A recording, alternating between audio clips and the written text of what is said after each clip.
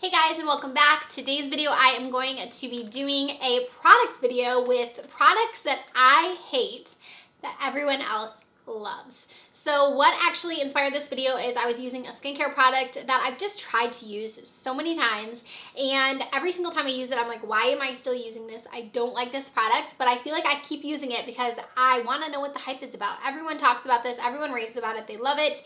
And then I started thinking about all of the other products that I personally hate that other people really love, and I thought I would do a video with it. I have seen videos like this in the past, and I just thought with that product it was a good time to make this video. So why don't we go ahead and start with the products. So I'm first going to start with the product that actually gave me like the idea to film this, and that is the Charlotte Tilbury Magic Cream. Now this is a product that I feel like is so hyped up and so many people rave about this, so many people talk about it. I was sent a PR package from Charlotte Tilbury quite a while ago, and this was in there, and I got so excited because I always hear people saying how amazing this is, and I've tried to use this multiple times and I just can't get on with it. So this is the Magic Cream. Like I said, it is a moisturizer, and I see a lot of people using this before they apply their makeup as more of like a moisturizer before their makeup, and it's such a thick moisturizer. I don't know how people do that because it is so thick. It also has a very strong fragrance to it, and for me personally, I don't mind like fragrance products, but when they linger, I can't stand it. This one does not go away. Like I apply it at night and it's just like I'm laying in bed like, why did I put that on? Because it smells so like intense. It's more of like a floral fragrance, almost like a rose, but like a really strong rose scent. And like I said, it is quite thick, so I can't really apply this before my makeup. I just feel like my makeup kind of slips around. It's more of a night cream for me for sure, but again, I don't like this because of how fragrance it is.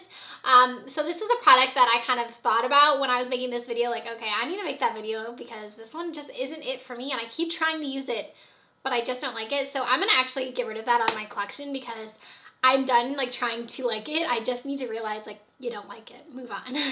So another product that I'm going to talk about that I have in my collection that I don't love is from NARS. This is their Natural Radiant Longwear Foundation. This is so many people's Holy Grail absolute favorite. Like, they love this, and I am putting it in the video, but I don't absolutely hate it. So like, I've kept it in my collection and I'm probably gonna try to use the majority of it up. I just don't love it. I don't think it looks the best on me. I think that the coverage on this isn't my preference. I feel like it's a very full coverage foundation, and that just isn't my preference. There is a few other things I'm going to talk about that kind of correlate with that, but I just think that I don't really see anything radiant about this one. I think my skin personally looks really flat when I wear it. I don't know, like I've tried this so many times and I'm like, maybe I'm wearing it wrong, like, and I need a different primer. And again, it's kind of one of those things where I'm like forcing myself to keep using it, but I don't see the hype with it because for me personally, like, it just doesn't look the best on my skin. I feel like it looks flat. The coverage is just like way too intense for me, and I just don't prefer it. So let me know if you guys have tried that one there from NARS, but that one is just a no-go for me, but it's so many people's holy grail. Okay, the next product I want to talk about is the Benefit Boing Cakeless Concealer. Now, when this first came out, I feel like I was seeing so many beauty gurus like recommending this, saying how amazing it is, how like Tarte Shape Tape is out the window, like this is the new like high coverage concealer, and I was like, okay, cool. Benefit sent it over to me and I got so excited. So I initially tried this and I was like, okay, like I don't get it because I don't think that this has very good coverage. I swatched a little bit out so you guys can see, but I actually think that this has a lot less coverage than the Tarte Shape Tape. Like that one is pretty full coverage, but for me, every time I wear this, I feel like it doesn't even cancel out like my purpleness that I have. It just doesn't look the best on me. It also is a very weird formula. It's very thick on the under eyes, so I do think it looks like really cakey. So it's funny that it's called like the Cakeless Concealer because I do really feel like this cakes up on me a lot. And with it being so thick, it's just hard to kind of maneuver around, and I don't really get good coverage. So this just isn't a favorite for me all around. I don't really love this one, but I do feel like I hear a lot of people recommending it, and again, it's just not it for me. Okay, and the next product I actually have is another Charlotte Tilbury product. It's so funny how a few of these are like the same brands, but this is the Airbrush Flawless Finish Skin Perfecting Micro Powder. This is so many people's absolute favorite powder. I was so excited when I got that PR package because this was also in there, and I have actually used quite a bit of it. I've hit pan on it as well, but honestly, I'm just using this to use it. Like, I don't love it. I have the shade number 2, and I do think that this shade is actually a little bit too deep for me. Although when I put it on my hands, like it matches nicely for my face. When I put this on my under eyes, I feel like it makes them almost look like yellow, and I don't love that. So I definitely think I would need like a brighter color for the under eyes, so maybe like shade 1. But the 2 is good for my all over face. I just don't see the hype with this one. It's not that I hate it. I can use it. Obviously, I've used quite a bit of it. But I just don't see the hype with this. I don't think it looks any like more amazing than any other powders I use. This one I have here from Rimmel London. It doesn't have a cap on it, but this is their transparent like stay matte powder, and I feel like this does the same thing, and I'm pretty sure this one is like $3. I guess I just don't get the hype with this product. I don't understand the price tag on it. It's very expensive for a powder, and I just don't notice a difference when I use it. And again, it's not one of those products like I absolutely hate and I can't not use, but it's just not one I get all of the commotion about because I don't see the difference. Although I have so many friends who are just like swear by it. They use it for their under eyes. They absolutely love it. But for me, I just don't. I don't love it. So next we have from Colourpop their So Juicy Lips. This is one that, again, I hear a ton of people loving. These are their plumping glosses. This is so thick, though. I love a good lip gloss. Like, I absolutely love lip gloss. It's one of my favorite things to wear. But these are just so thick on the lips. And I do really love the way they make my lips look. I do think they make them look a little bit more plump, nice and juicy. But can you guys see, like, this is the thickest lip gloss formula, like, that I have. And it's so incredibly sticky.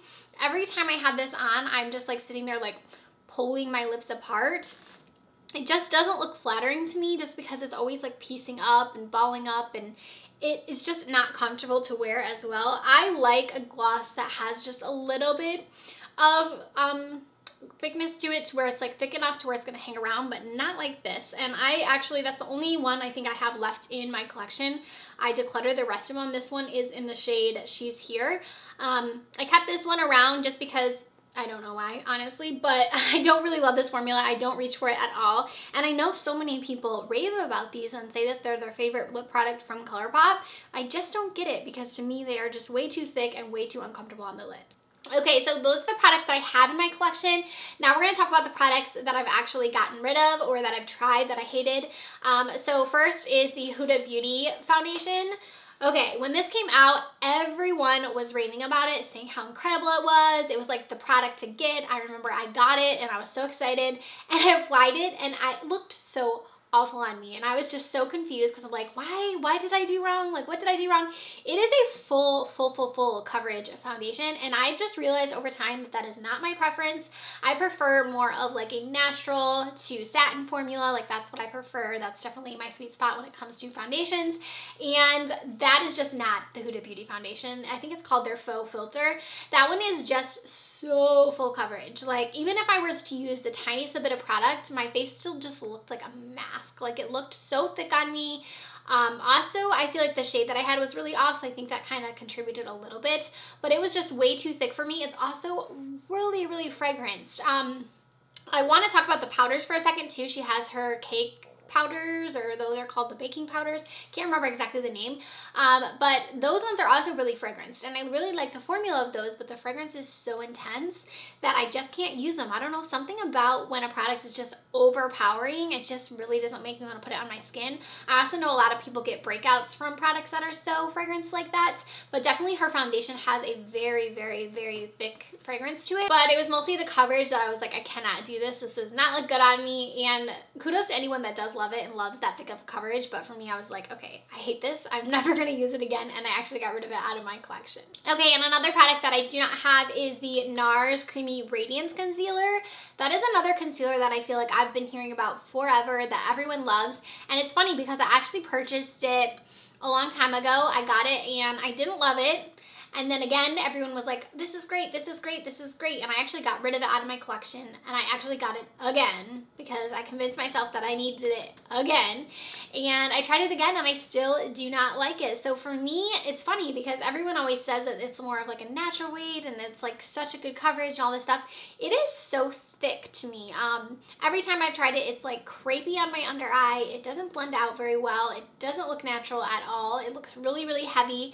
It's very cakey, very similar to how it's like really creasy as the Benefit one, but it just doesn't look great. Also don't love the wand on it. I feel like it's really hard to get product out. Like every time I use it, I feel like I'm having to scrape the bottle and I'm getting like no coverage when it comes to how much I'm getting on my eyes.